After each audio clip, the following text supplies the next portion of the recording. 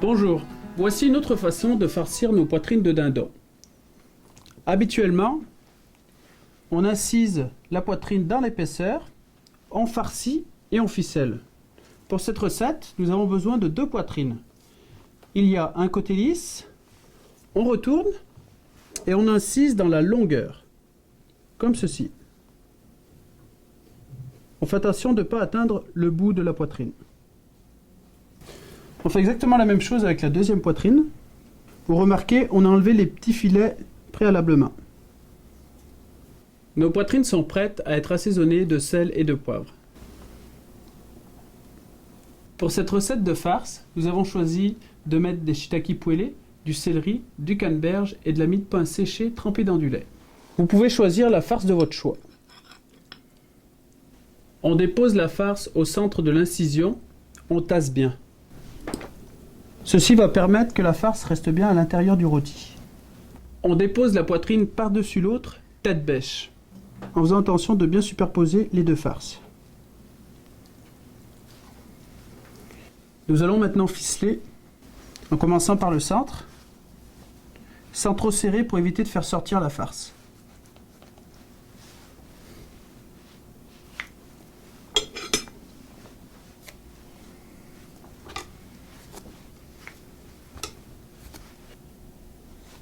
Il ne nous reste plus qu'à assaisonner l'extérieur et à saisir notre rôti.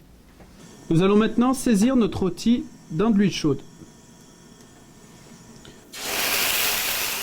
On dépose le rôti, on ajoute une gousse d'ail écrasée,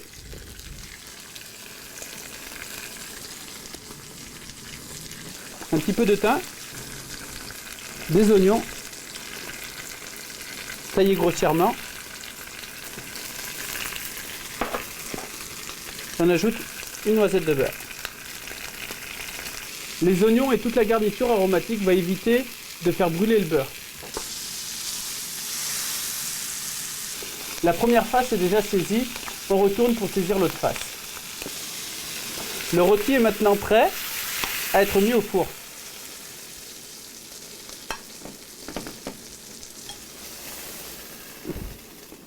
On peut laisser toute la garniture et nous allons ajouter un petit peu d'huile d'olive. Nous allons pouvoir mettre le rôti au four à 180 degrés Celsius. Au sortir du four, le rôti est à 74 degrés Celsius. Il faut le laisser reposer 5 à 10 minutes. Maintenant, il est prêt à être tranché. On enlève les ficelles. Il ne reste plus qu'à trancher.